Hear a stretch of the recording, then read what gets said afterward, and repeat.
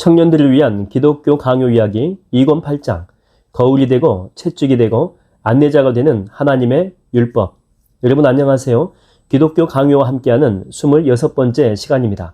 지난 시간에는 죄로 인해서 하나님과 우리 사이를 이어줄 유일한 중보자가 하나님이시면서 동시에 인간이신 예수 그리스도이시며 그분은 선지자, 제사장, 왕이라고 하는 세 가지 직분으로 우리의 구원을 완벽하게 이루셨다는 이야기를 나눴죠. 예수님만이 우리의 유일한 구원자이십니다. 자, 그렇다면 이제 이런 질문이 생기죠. 우리는 예수님으로 인해서 구원받고 하나님의 은혜로 살아가게 되는데, 자, 그렇다면 하나님께서 옛날 이스라엘 백성들한테 주셨던 율법, 특히 십계명 같은 것은 우리에게 어떤 의미가 있을까요? 구원받은 우리에게 율법이 여전히 중요할까요? 아니면 더 이상 필요 없는 옛 계명일까요?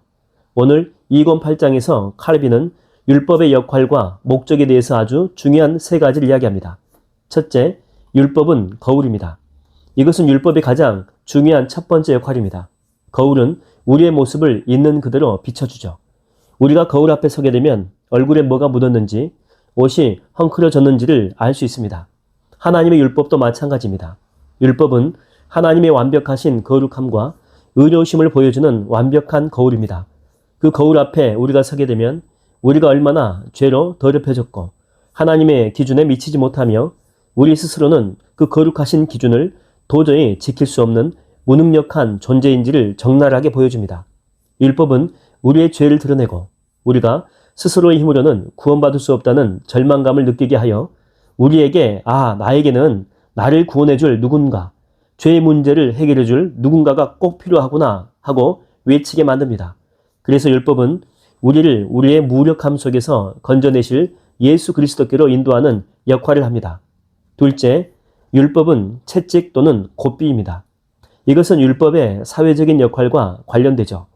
율법은 단순히 개인의 죄만 드러내는 것이 아니라 죄의 본성대로 치닫는 사람들을 외부적으로 제어하는 역할을 합니다. 마치 날뛰는 말을 채찍으로 다스리거나 곱비로 이 방향을 잡는 것처럼 말이죠. 율법이 정해놓은 질서와 처벌에 대한 두려움 때문에 죄인들도 함부로 악을 행하지 못하고 사회적인 혼돈을 어느 정도 막아줍니다. 이는 믿지 않는 사람들에게도 해당되며 구원받은 사람들에게도 죄로 기울어지려고 하는 본성을 제어하는 데 도움이 됩니다. 셋째, 그리고 이것이 구원받은 우리에게 가장 중요한 역할을 합니다. 율법은 안내자입니다. 죄의 짐을 진 상태에서 율법을 지켜 구원받으려고 애쓰는 사람에게 율법은 무거운 짐일 뿐입니다. 하지만 예수 그리스도의 은혜로 죄 용서받고 자유함을 얻는 사람에게 율법은 더 이상 정죄하는 옛 주인이 아닙니다. 오히려 우리를 구원해 주신 하나님께 감사하며 어떻게 살아야 할지, 어떤 삶이 하나님을 기쁘시게 하는 삶인지를 알려주는 소중한 안내자가 됩니다. 마치 목적지에 도착한 후 지도가 더 이상 길을 찾기 위한 부담이 아니라 내가 이렇게 찾아왔구나 하면서 감탄하고 주변 경치를 감상하며 여행하는데 도움이 되는 것처럼 말이죠.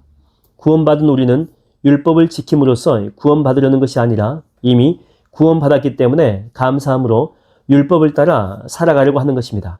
성령님의 도우심으로 율법의 요구를 조금씩 이루어가는 기쁨을 누리게 됩니다. 이것은 마치 건물을 지을 때 완벽한 설계 도면과 같습니다. 여기서 설계 도면은 율법을 가리킵니다. 우리가 처음 우리 힘으로 건물을 지으려고 할 때 이 설계 도면을 보게 되면 우리가 얼마나 엉터리로 짓고 있고 설계 기준에서 얼마나 벗어났는지를 알게 되어 절망합니다. 그리고 이 설계 도면이 있기 때문에 사람들이 너무 엉망으로 짓지 않도록 최소한의 기준을 강제합니다. 하지만 이제 건축가가 와서 부실했던 기초를 고치고 우리에게 올바른 건축 기술과 재료를 제공한 후 그 설계 도면은 더 이상 우리를 좌절시키는 것이 아니라 우리가 감사함으로 아름다운 건물을 제대로 지어나갈 수 있도록 돕는 친절하고 꼭 필요한 안내자가 됩니다. 사랑하는 여러분, 칼빈의 2권 8장은 율법이 구원받은 우리에게도 여전히 중요한 의미를 가진다라고 말해줍니다. 율법은 우리의 죄를 깨닫게 하고 예수께로 인도하며 사회 질서를 유지하고 그리고 무엇보다 하나님께서 기뻐하시는 삶이 무엇인지 알려주는 소중한 안내자입니다. 율법을 무서운 잣대로만 보지 말고 우리를 향한 하나님의 뜻과 사랑이 담긴 귀한 선물로 여기시기를 바랍니다. 성령님의 도우심을 구하며 율법의 말씀을 묵상하고 순종할 때 우리는 하나님을 더욱 깊이 알아가고 하나님께서 기뻐하시는 거룩한 삶으로 조금씩 변화될 것입니다. 다음 이야기에서는 그럼 이 율법이 어떻게 그리스도 안에서 성취되었고 구약과 신약은 어떤 관계인지 등에 대해서 살펴보겠습니다. 다음 시간에 만나겠습니다.